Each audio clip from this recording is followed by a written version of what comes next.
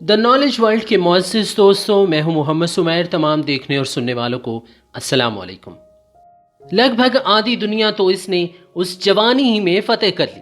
کہتے ہیں کہ اگر وہ تھوڑی مدت اور زندہ رہ لیتا تو کوئی وجہ نہیں تھی کہ پوری دنیا کا فاتح بن جاتا۔ صرف 12 برس کی عمر میں انہوں نے ایک جنگلی اور بدمست گھوڑے کو قابو میں کر کے سدھا لیا۔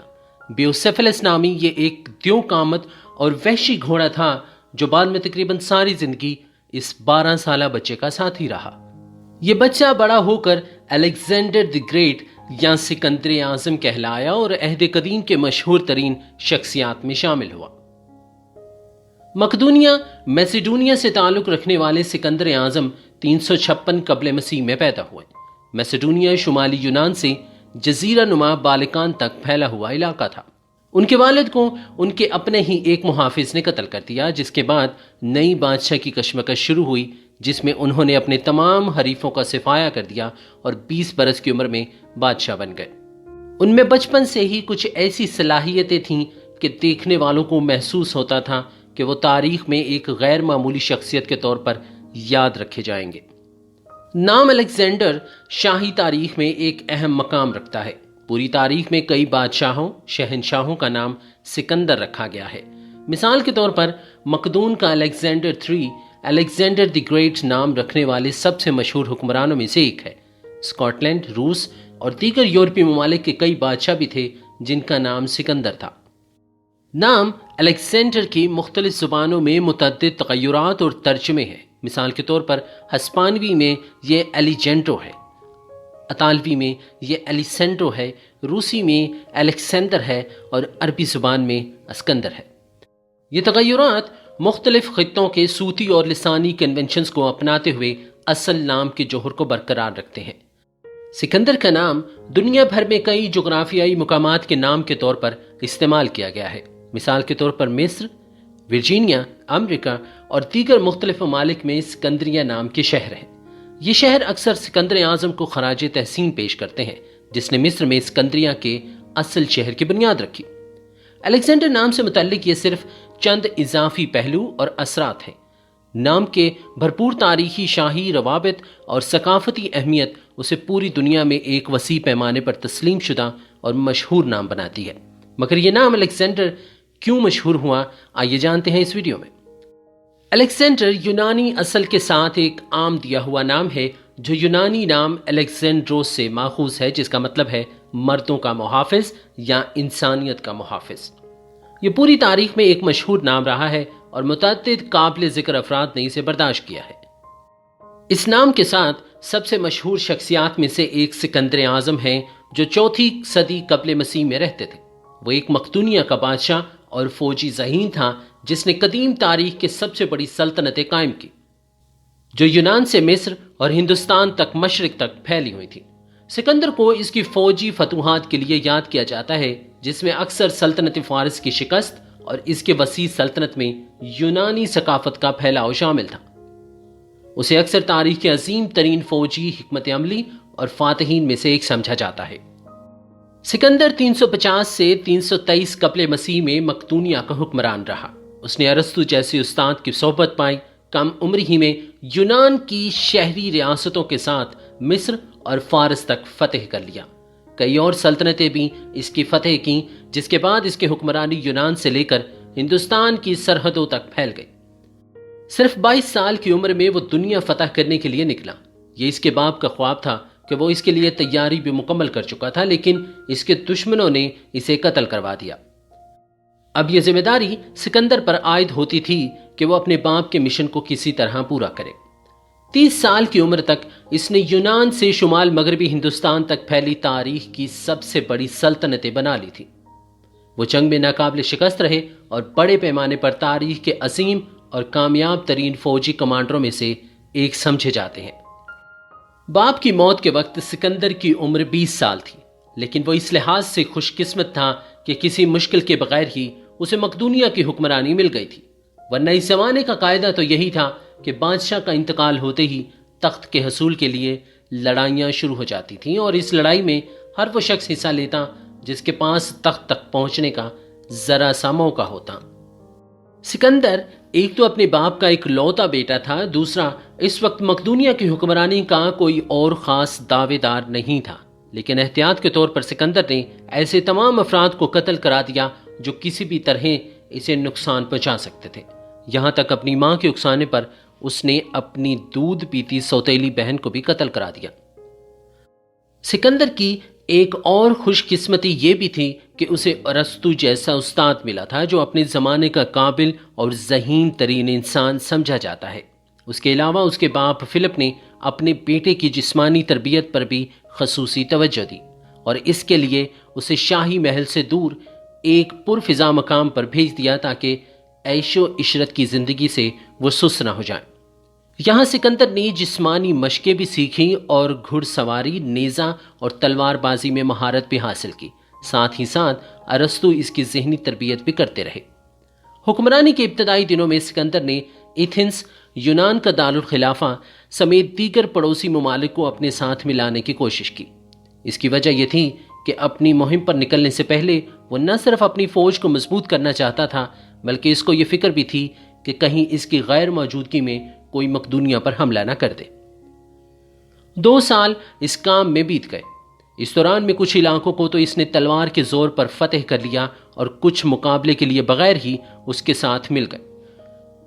شمال اور مغرب کی طرف سے کسی حد تک مطمئن ہو جانے کے بعد سکندر نے مغرب کی جانب نظر ڈالی تو اسے ایران کی وسیع و عریض سلطنت دکھائی دی۔ بحیرہ روم سے ہندوستان تک پھیلی اس سلطنت کا رقبہ لاکھوں میل تھا۔ اس میں دریا بھی تھے، پہاڑ بھی تھے، صحرا بھی تھے اور جھیلیں بھی۔ غرض یہاں وہ سب کچھ موجود تھا جو کسی بھی علاقے کو خوشحال بنانے کے لیے ضروری ہے۔ یہی وجہ تھی کہ ایرانی سلطنت پوری نہیں تو آدھی دنیا کی حیثیت ضرور رکھتی تھی۔ یہاں تقریباً ہر رنگ اور ہر نسل کے لوگ آباد تھے۔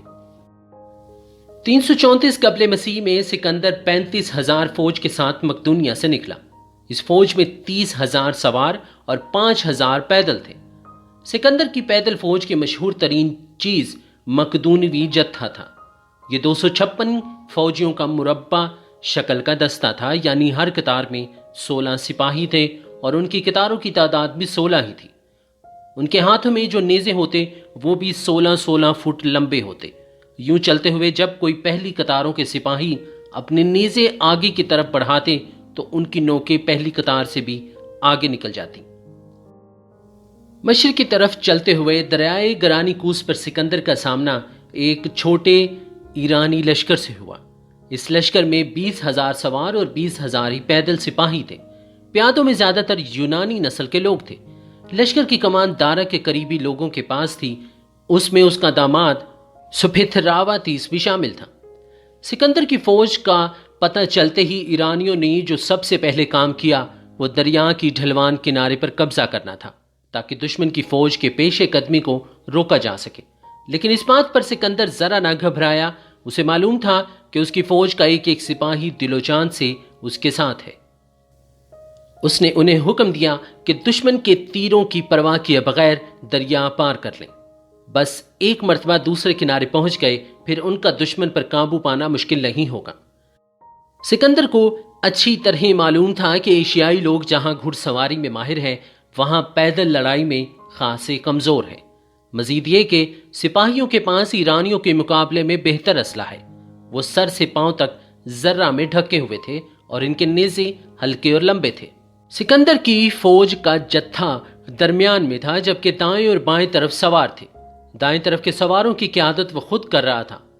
پہل تو وہ آہستہ آہستہ آگے بڑھا لیکن دریا کے قریب پہنچ کر اس نے اپنی رفتار تیز کر دی، یہاں تک کہ کچھ ہی دیر میں اس کی فوج دریا پار کر کے دشمن کے عین مقابل کھڑی تھی۔ گھمسان کی جنگ شروع ہو چکی تھی۔ اونچائی پر ہونے کی وجہ سے شروع میں تو ایرانیوں کا پلہ بھاری رہا لیکن بازی جلد ہی پلٹ گئی۔ مقدونوی فوج نے جب خود اپنے سپہ سالاروں کو دشمن کی صفوں میں گھستے دیکھا تو ان کی ہمت بند گئی اور انہوں نے ایرانیوں پر کاری ضربیں لگانی شروع کر دی۔ سکندر چمکدار ذرہ پہنے اور سر پر مقدونوی کلغی سجائے ایک شان سے آگے بڑھا اور سیدھا اس جگہ پر پہنچ گیا جہاں ایرانی سپہ سالار جمع تھے۔ وہ اس قدر بہادری سے لڑا کہ آن کی آن میں ایرانی سپہ سالاروں کی لاشیں گرنے لگیں۔ सिकंदर की बाजुओं की कुव्वत का अंदाजा इस बात से लगाया जा सकता है कि लड़ते लड़ते उसके नेज़े के कई टुकड़े हो गए। तब उसने अपने साइस घोड़े की निगरानी के लिए रखा गया मुलाजिम का नेज़ा अपने हाथ में ले लिया और लड़ते लड़ते उसे भी तोड़ डाला। तब उसके एक सिपह सालार दिमारतूस ने अपना नेज़ा उसके हाथ में दे दिया और इस नेज़े के एक ही वार में उसने दारा के दामाद सपेथरावातीस का काम तमाम कर दिया। जंग जिस तरह अचानक शुरू हुई थी उसी तरह अचानक खत्म भी हो गई।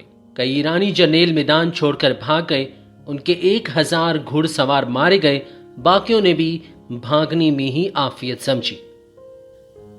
ईरानी सिपह सालार की बदहवासी का यह आलम था कि उन हजारों पैदल सिपाहियों का इस्तेमाल करना बिल्कुल ही भूल गए जो यूनानी नस्ल के थे और ईरानी फौज में उजरत पर भर्ती हुए थे। ये जंग के पूरे अरसे के दौरान में एक जानिब खामोशी से खड़े रहे और आखिर में मकदूनियों ने इनमें से 2000 को तो गिरफ्तार कर लिया, बाकियों को मौत के घाट उतार दिया गया। दूसरी तरफ मकदूनिया का नुकसान बहुत कम हुआ था। उसके 60 सवार और 30 प्यादे मारे गए। अलबत्ता उन मरने वालों में ऐसे भी थे जो सिकंदर के खास आदमी कहे जाते थे। गरानी कूस की फतह के बाद सिकंदर का सामना असूस शाम का शहर के मकाम पर एक बहुत बड़े ईरानी लश्कर से हुआ। इस लश्कर की क़यादत खुद दारा कर रहा था और इसमें तकरीबन 1 लाख सिपाही थे। लेकिन यहां भी हिम्मत हारने के बजाय सिकंदर ने आला जंगी हिकमत अमली अपनाई और जल्द ही दुश्मन के पैर उखाड़ दिए। एक दफा फिर कई ईरानी जर्नेल मैदान छोड़कर भाग गए। दारा ने तो भागते हुए ये परवाह भी न की कि उसके खैमे में उसकी मां और बीवी बच्चे मौजूद हैं। इस जंग में ईरानियों का भारी नुकसान हुआ जबकि मकदूनियों का नुकसान निहायत कम था। सिकंदर ने दुश्मन की एक बहुत बड़ी तादाद को कैदी बना लिया, लेकिन दारा के बीवी बच्चों के साथ उसने निहायत अच्छा सलूक किया। अब सिकंदर का अगला हदफ मिस्र था, लेकिन इसके रास्ते में चंद ऐसे इलाके थे जो इसके मुकाबला करने के लिए तैयार थे। इनमें पहला सूर शहर था। सूर वालों को जब पता चला कि सिकंदर इनकी तरफ बढ़ रहा है तो वो अपने किले में मशहूर हो गए। सूर एक जजीरा था, यानी इसके चारों अतराफ में पानी था। ये देखते ही हुए सिकंदर ने फौरन एक बहुत बड़ा बेड़ा तैयार करने का हुक्म दिया और इसके बाद किले पर हल्ला बोल दिया गया। चंद ही दिनों में ये अहम शहर भी फतेह हो गया। सूर के मुहासरे के दौरान में सिकंदर को दारा का पैगाम मिला जिसमें उसने लिखा था कि वो इसके बीवी बच्चों को छोड़ दे, इसके बदले उसे आधी ईरानी सल्तनत दे दी जाएगी। ये पैगाम सुनकर सिकंदर का खास आदमी पारमेनियू कहने लगा कि अगर मैं सिकंदर होता तो ये पेशकश कबूल कर लेता। इस पर सिकंदर बहुत खफा हुआ और कहने लगा अगर सिकंदर पारमेनियू होता तो भी वो ऐसा ही करता। इसने दारा की यह पेशकश मुस्तरद कर दी और पैगाम भिजवाया कि इसके अलावा कोई और पेशकश है तो दारा खुद आकर बात करे। सूर के बाद गजा शहर की बारी आई। इसकी फतह के बाद सिकंदर मिस्र में दाखिल हुआ और तवक्को के बरखिलाफ यहाँ के हुक्मरान ने बगैर किसी फौजी कार्रवाई के सिकंदर के आगे हथियार डाल दिए। यहाँ कुछ अरसा क़याम के बाद वो दरियाए नील के रास्ते समंदर की तरफ बढ़ा और एक मुनासिब जगह पर पड़ाव डाला और एक नए शहर की बुनियाद रखी। इस कदीम शहर का नाम सिकंदरिया है और ये आज भी मिस्र के अहम तरीन शहरों में शुमार किया जाता है। 331 कबले मसीह में सिकंदर ने फिर मशरिक की तरफ पेशकदमी की। उसने सबसे पहले इराक का मशहूर दरियाए फिरात अबूर किया और कदीम शहर नेनवा के करीब गोगा मेला के मकाम पर उसका सामना शहनशाह ईरान के अजीमुल शान फौज से हुआ। नेनवा वही शहर है जहां हजरत यूनुस अलैहिस्सलाम पैदा हुए थे। बाज़ तारीखदानों का ख्याल है कि गोगा मेला की जंग में दारा की फौज में कमोबेश 10 लाख प्यादे, 40,000 सवार, 200 तलवारबाज, रथ, बैलगाड़ी की एक किस्म है, 15 हाथी और बेशुमार यूनानी शामिल थे।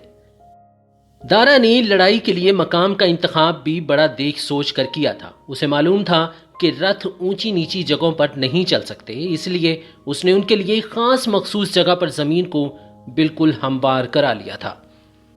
अपने से 20 गुना ज्यादा फौज देखकर भी सिकंदर घबराया नहीं, बल्कि इसके जहन ने फौरन लड़ाई का एक शानदार मंसूबा बना लिया। सबसे पहले اس نے اپنے جرنیلوں کو بلا کر ایسی پرجوش تقریر کی کہ سب کی ہمت بڑھ گئی۔ اس کے بعد اس نے حملے میں پہل کرنے کے بجائے انتظار کرنا شروع کر دیا۔ اس دوران میں اس نے اپنے سپاہیوں کو مکمل آرام کرنے کا موقع دیا تاکہ جنگ شروع ہونے تک وہ بالکل تازہ دم اور چاقو چوبند ہو جائیں۔ اس کے برعکس ایرانی سپہ سالار نے اپنی سپاہیوں سے مسلسل سنتریوں کا کام لے کر انہیں تھکا دیا تھا۔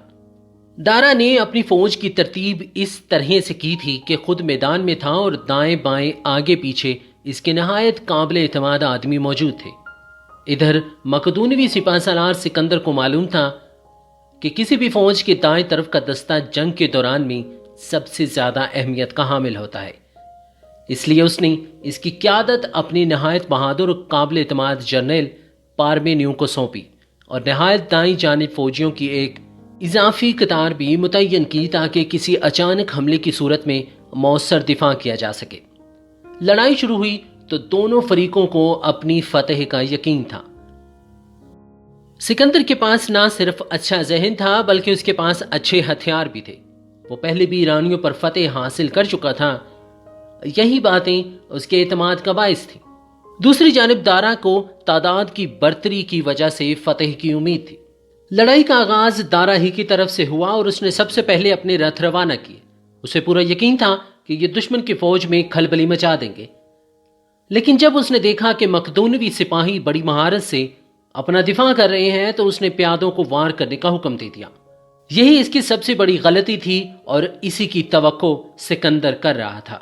پیادوں کی اس وقت استعمال کیا جاتا ہے جب لڑائی آخری مراحل میں ہو اور دشمن پر آخری وار کرنا ہو۔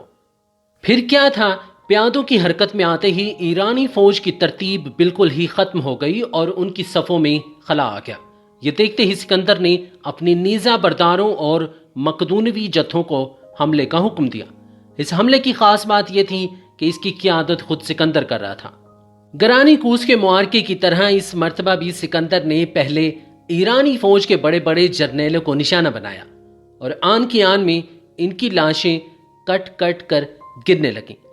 دارا نے جب ایک کے بعد ایک آدمی کو گرتے دیکھا تو وہ ہمت ہار بیٹھا اور میدان سے بھاگ نکلا۔ بس یہی اس جنگ کا انجام بھی تھا۔ اس کے بعد اگرچہ ایرانی فوج کے جتھوں نے تھوڑی بہت مزاحمت کی، لیکن یہ انفرادی سطح پر تھی اور یہی وجہ ہے کہ مقدونوی فوج کا بال بھی بینکا نہ ہو سکا۔ سکندر نے جب دیکھا کہ اس کے سپاہیوں نے میدان مار دیا تو وہ دارا کے تعاقب میں نکلا تاکہ بار بار کے معرکوں کے بجائے ایک ہی دفعہ اس کا کام تمام کرتے، لیکن وہ اس کے ہاتھ نہ آیا۔ کہا جاتا ہے کہ بعد میں بعض ایرانی جرنیلوں نے خود ہی مل کر اسے قتل کر دیا تھا۔ یہ واقعہ موجودہ ایران کے دارالحکومت تہران کے پاس پیش آیا۔ سکندر جب ان جگہ پہنچا تو اسے دارا کی لاش ہی ملی۔ تب اسے واپس متتخر ایرانی سلطنت کا دارالخلافہ روانہ کر دیا اور حکم دیا کہ اسے تمام شاہی اعزازات کے ساتھ دفن کیا جائے۔ ان پے در پے کامیابیوں کے بعد حالات میں بہت سی تبدیلیاں آ چکی تھیں۔ سکندر کی فوج اب وہ نہیں رہی تھی جو مقدونیہ سے روانگی کے وقت تھی۔ اس کی قوت میں بے پناہ اضافہ ہو چکا تھا۔ اس نے ایرانی سلطنت کے ایک بہت بڑے حصے پر قبضہ کر لیا تھا اور وہاں کے لوگوں نے بھی اس کی اطاعت قبول کر لی تھی۔ وہ یونانی سپاہی جو اجرت پر ایرانی فوج کے لیے لڑ رہے تھے اب سکندر کے ساتھ شامل ہو گئے تھے اور سکندر نے ان کے لیے وہی معاوضہ مقرر کیا تھا جو انہیں شہنشاہ ایران کی طرف سے ملتا تھا۔ ان سب باتوں کے علاوہ خود سکندر کی طبیعت میں بھی بہت زیادہ تبدیلیاں آ گئی تھیں کہ وہ اپنے آپ کو یونانی دیوتا زیوس کی اولاد سمجھنے لگا اور اپنے خلاف کوئی بات نہیں سن سکتا تھا۔ یہی وجہ ہے کہ جب اس کے قریبی دوست لکیتوس نے اس کو دیوتا ماننے سے انکار کر دیا تو غصے کے عالم میں سکندر نے اپنا نیزہ اس کے پیٹ میں گھونپ کر اسے مار ڈالا۔ ایران کی فتح کے بعد بہت سے لوگوں نے سکندر کو مشورہ دیا کہ اس نے بہت سی فتوحات حاصل کر لی، اب وہ واپسی کی راہ لیں، لیکن اس پر تو دنیا کی فتح کا بھوت سوار تھا۔ اس نے کہا کہ وہ اس وقت تک واپس نہیں جائے گا جب تک ہندوستان کو فتح نہیں کر لیتا۔ یہ 327 قبل مسیح کی بات ہے جب اس نے ہندوستان کی طرف پیش قدمی شروع کی۔ اس وقت اس کی فوج میں 1,20,000 پیادے اور 15,000 سوار شامل تھے۔ کوہ مور کے قریب نیسا کے مقام پر دونوں فوجیں آپس میں مل گئیں اور انہوں نے اٹک کے مقام پر دریائے سندھ کو عبور کیا۔ اس کے بعد دریائے جہلم کے قریب ان کا سامنا ہندوستانی راجہ پورس سے ہوا۔ سکندر کو معلوم تھا کہ وہ پورس کا مقابلہ اس طرح سے نہیں کر سکتا جس طرح سے دارا کا مقابلہ کیا تھا، یعنی وہ سامنے سے حملہ نہیں کر سکتا۔ راجہ پورس کی بہادری کے قصے اس نے سن رکھے تھے، تب اس نے ایک جنگلی چال چلی۔ اس نے ایک جرنیل کی قیادت میں اپنی فوج کا ایک حصہ پورس کے سامنے کر دیا اور باقی فوج لے کر ایک اور مقام کی طرف چل پڑا۔ اس سے پورس یہی خیال کرتا کہ مقدونوی فوج کے وہی مٹھی بھر سپاہی ہیں جو اس کے سامنے ہیں، لیکن اس کی بے خبری کا فائدہ اٹھا کر سکندر ایک طرف سے حملہ کر دیتا۔ لڑائی شروع ہو گئی۔ پورس کو سکندر کی موجودگی کا اس وقت تک علم نہ ہوا جب تک وہ دریا پار نہیں کر چکا تھا۔ تب اس نے فوراً اپنے بیٹی کی کمان میں ایک دستہ سکندر کی طرف روانہ کیا، لیکن سکندر تو بڑے بڑے سپہ سالاروں اور جنریلوں سے دو ہاتھ کر چکا تھا۔ یہ نوجوان اس کا کیا بگاڑ سکتا تھا؟ اس لڑائی کا نتیجہ یہ ہوا کہ پورس کا بیٹا مارا گیا اور اب سکندر کے سامنے میدان بالکل صاف ہو گیا۔ ایرانیوں کے برعکس پورس بہت بہادری سے لڑا۔ اس کے لشکر میں 180 ہاتھی بھی شامل تھے۔ انہی سے مقدونوی فوج کو زیادہ خطرہ تھا، کیونکہ ہاتھیوں کو دیکھ کر گھوڑے ہیبت زدہ ہو جاتے ہیں اور اپنے مالک کو بھی نہیں سنتے۔ اس مصیبت کا علاج سکندر نے یوں کیا کہ جو ہی ہاتھی حملہ آور ہوئے، اس نے اپنے سواروں کو 2 قطاروں میں بانٹ دیا، ایک ہاتھیوں کے بائیں اور دوسری طرف دائیں۔ یہ سوار ہاتھیوں کو دھکیلتے ہوئے ایک تنگ سی گھاٹی میں لے آئے۔ یہاں آ کر ہاتھی بدک گئے اور خود اپنی فوج کے لیے مصیبت بن گئے۔ اس معرکے میں پورس کے 20,000 آدمی اور 100 ہاتھی مارے گئے، لیکن اس کے باوجود پورس نے ہمت نہ ہاری اور مسلسل لڑتا رہا۔ اس نے اس وقت تک ہار نہ مانی جب تک اس کے جسم زخموں سے چور ہو کر بالکل نڈال نہیں ہو گیا۔ پورس کو گرفتار کر کے اسی روز سکندر کے سامنے پیش کیا گیا۔ سکندر کی عادت تھی کہ دشمن کا جو بھی آدمی گرفتار ہو کر آتا، اسے اپنی صفائی میں کچھ کہنے کا موقع ضرور دیتا تھا۔ اس نے پورس سے پوچھا، بتاؤ تمہارے ساتھ کیا سلوک کیا جائے؟ پورس نے جواب دیا، وہی جو ایک بادشاہ دوسرے بادشاہ کے ساتھ کرتا ہے۔ سکندر میدان جنگ میں پورس کی بہادری سے تو پہلے ہی متاثر تھا، اب اس کی گفتگو نے بھی اسے کم متاثر نہیں کیا، اور بہادروں کو موت کے گھاٹ اتار دینا اسے بالکل پسند نہیں تھا۔ اس نے پورس کو معاف کر دیا اور اس کا تمام علاقہ بھی واپس کر دیا۔ اس کے جواب میں راجہ بھی اس کا دوست بن گیا۔ سکندر کو ہندوستان کے اندر تک جانے اور اس کے عجائبات دیکھنے کا بے حد شوق تھا۔ اس کا یہی شوق اور تجسس تھا جس نے اسے یہاں آنے پر مجبور کیا تھا، ورنہ ایرانی سلطنت پر قبضہ کیا کم تھا کہ وہ اور لالچ کرتا۔ تاہم جب اس نے جہلم سے آگے چلنے کا ارادہ کیا تو اس موقع پر اس کی فوج نے اس کا ساتھ نہ دیا۔ سچ بات تو یہ ہے کہ پچھلے کئی برسوں کے مسلسل مشقت نے انہیں سخت تھکا دیا تھا، اور اب ان مزید مہمات سر کرنے کے بالکل ہمت نہیں تھی۔ اس سے قبل وہ جن ممالک اور ریاستوں میں قبضہ کر چکے تھے، اس کی افواج بآسانی ہار مان گئی تھی، مگر ہندوستانی افواج کی بہادری کے بارے میں انہیں جہلم کے میدان جنگ میں تجربہ ہوا، جس سے ان کے دل خوف سے بھر گئے۔ سکندر نے اپنی فوج کو آگے بڑھنے کا حکم دیا، انہیں دولت کا لالچ دیا، زرخیز زمینوں پر قبضے کی امید دلائی۔ یہ فوج ملتان کی طرف بڑھی۔ یہاں ملوی قوم آباد تھی جن کی شجاعت اور بہادری کی داستانیں پھیلی ہوئی تھی۔ جب سکندری افواج ملتان پر حملہ آور ہوئے تو اس قوم نے ڈٹ کر مقابلہ کیا، اور اس مہم کے دوران میں سکندر کی کمر میں تیر لگا جو ریڑھ کی ہڈی میں پیوست ہو گیا۔ حکماں کی کوشش کے باوجود یہ تیر نہ نکل سکا۔ اس پر انہوں نے تیر کا کچھ حصہ کاٹ دیا تاکہ سکندر جنگ جاری رکھ سکے۔ تاہم کچھ دنوں کے بعد ملتان فتح ہو گیا۔ یہاں یونانی فوج نے اپنی بادشاہ کی زخمی ہونے کا بھیانک انتقام لیا کہ شہر میں کسی کو زندہ نہ چھوڑا۔ یوں سکندر نے ملتان کو بھی فتح کر لیا۔ فتح ملتان کے بعد سکندر کی فوج نے آگے بڑھنے سے مکمل انکار کر دیا۔ سکندر کی تقریریں بے اثر ہو گئیں۔ انہوں نے واپسی کا نعرہ لگایا۔ مورخین اس کے 2 وجوہات بیان کرتے ہیں۔ پہلی وجہ یہ تھی کہ ہر سپاہی دولت سے بھرے ہوئے اونٹوں کا مالک بن چکا تھا۔ اب وہ اس دولت سے عیاشی کی زندگی گزارنا چاہتے تھے۔ وہ میدان کی مصیبتوں اور قتل و غارت سے بچنا چاہتے تھے۔ دوسری بڑی وجہ یہ تھی کہ سکندر کے جاسوسوں نے اطلاع دی تھی کہ دریائے بیاس کے کنارے آباد قبائل کے طاقتور اور جنگجو سپاہی اسلحے سے لیس ہو کر جنگ کے لیے مستعد ہیں۔ یہ خبر سن کر سکندر کی فوج بد دل ہو گئی۔ انہیں پورس اور ملتان کے جنگجوؤں نے ہلا کر رکھ دیا تھا، اس لیے وہ وطن واپسی کا سوچنے لگے۔ سکندر نے انتہائی سمجھ بوجھ کا ثبوت دیتے ہوئے وہی کیا جو اس کے سپاہی چاہتے تھے۔ ہندوستان کو فتح کرنے کے اپنی تمام تر خواہشات کے باوجود وہ ان کی بات مان گیا اور یہیں سے اس نے واپسی کا فیصلہ کیا۔ لیکن اس عظیم سپہ سالار کی قسمت میں کچھ اور ہی لکھا تھا۔ وہ چاہتا تو یہی تھا کہ اپنے سر پر آدھی دنیا کی فتح کا تاج سجائے اپنی آبائی شہر مقدونیہ میں داخل ہو، لیکن ابھی وہ کابل ہی میں تھا کہ ایسا بیمار ہوا کہ دوبارہ صحت یاب نہ ہو سکا اور وہیں اس نے موت کو گلے لگا لیا۔ سکندر نے 33 سال عمر پائی۔ وہ 356 قبل مسیح یعنی حضرت عیسیٰ علیہ السلام کی پیدائش سے 356 سال قبل میں پیدا ہوا اور اس کا انتقال 323 قبل مسیح میں ہوا۔ اس کی موت کی کئی وجوہات پائی جاتی ہیں۔ پہلی وجہ یہ ہے کہ اسے زہر دیا گیا۔ یہ زہر اسے ایرانی شہزادی رخسانہ نے دیا تھا۔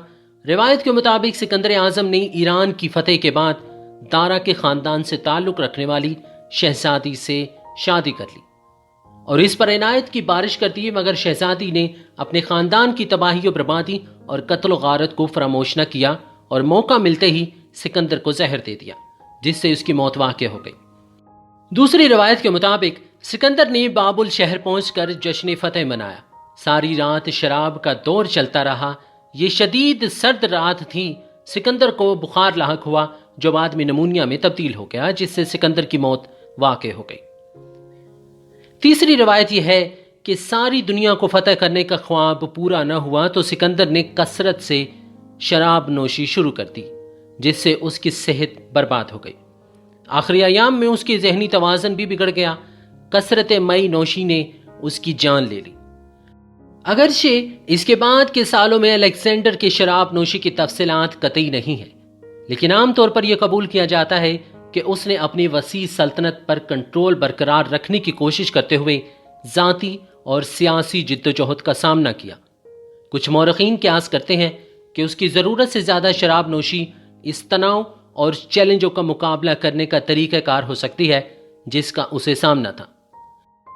لگ بھگ آدھی دنیا تو اس نے اس جوانی ہی میں فتح کر لی۔ کہتے ہیں کہ اگر وہ تھوڑی مدت اور زندہ رہ لیتا تو کوئی وجہ نہیں تھی کہ پوری دنیا کا فاتح بن جاتا۔ آج کے لیے اتنا ہی۔ اگر آپ کو آج کی ہماری ویڈیو پسند آئے تو دوستوں کے ساتھ شیئر کریں، سبسکرائب اور بیل آئیکن کو بھی دبائیے تاکہ ہر نئی آنے والی ویڈیو آپ تک بآسانی پہنچ سکے۔ ملتے ہیں ایک نئی ویڈیو کے ساتھ۔ خدا حافظ۔